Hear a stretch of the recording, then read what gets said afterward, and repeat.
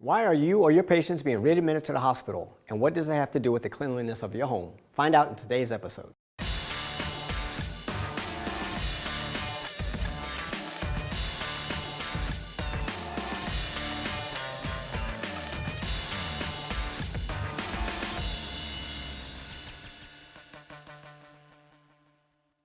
One of the things that caught my attention in the early days of cleaning was an encounter that I had with my first client, and she was suffering from a disease called Scleroderma. It's a rare skin disease, but it's a skin disease where the skin actually starts to dry out to the point where they have to start cutting off the extremities because the circulation is not going through. So there was a lady and she had this situation. I felt bad for her. She was not able to open containers to do cleaning, and anything that she handled with her fingertips was excruciating in terms of pain for her. And she had asked me if I would help her to clean her house. And of course I said, it's not gonna kill me to help this lady. She needs help, let me step up and help this lady. At the end of the day, I overheard her complimenting my work to someone on the phone. And she said, oh, there's a young man here. He's detailing my chandelier. Wow, my chandelier's never been so clean in my life. The house hasn't been this clean since I moved in. And I said to myself, this is something that I should not take lightly. I should pay attention to this. So when we talk about community health, one of the things that catches my attention is the healthiness of the community in their own private space. When a person gets discharged from the hospital,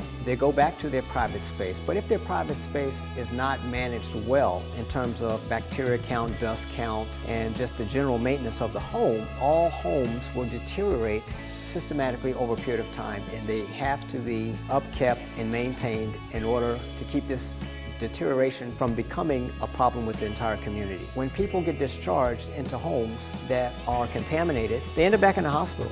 And so there's been like a revolving door of people coming from a contaminated home into a hygienically clean environment, which is the hospital, where it's governed by OSHA. The nurses and the doctors, they provide service and care in a hygienically clean environment. And then when they get discharged, it's back to the contamination, and then they end up right back in the hospital again. Another issue that can contribute to readmission rates when we talk about the health of the community is that when you have a senior or sickly person who has some type of illness or injury that now prohibits them from climbing the stairs. And it could be a case where they're creating now a sleeping environment on the ground level so they don't have to go up and down the stairs, which requires construction work. When the construction work is done in the house, the people who do the construction, the sanding of the floors, the hammering, the sheetrock installation, they do not specialize in the cleanup. They may do a builder's level of clean, which is very generic, but in terms of particulate matter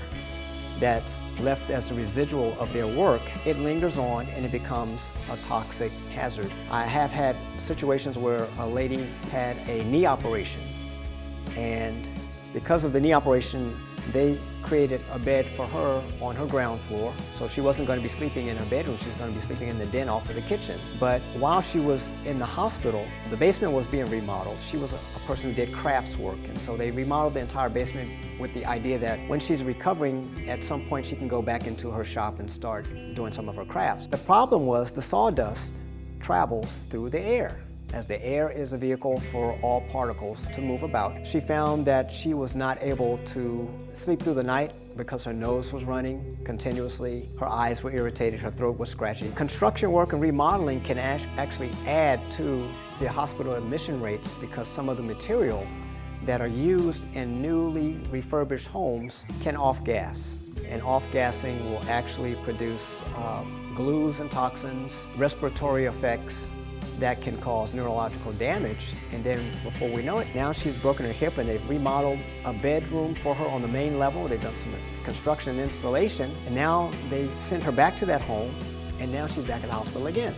What's the problem this time? It's not her hip, it's her lungs. Okay, what's in the lungs? It's the residue from the construction work. So this is something that has to be addressed, and it has to be on the radar of the caregivers and the case managers, the people who are involved in discharge planning, that if you're going to reconstruct an environment for that person to live in their home, you have to go through a thorough cleaning of the residual dust and debris, the glues, and the toxins. So here's what you need to do. If you're a patient or you're caring for a patient and you don't want to get readmitted to the hospital because your home was not intensively cleaned, it's time to take care of it now. I'm the incredible Gregory Hunter, and here's to keeping you healthy.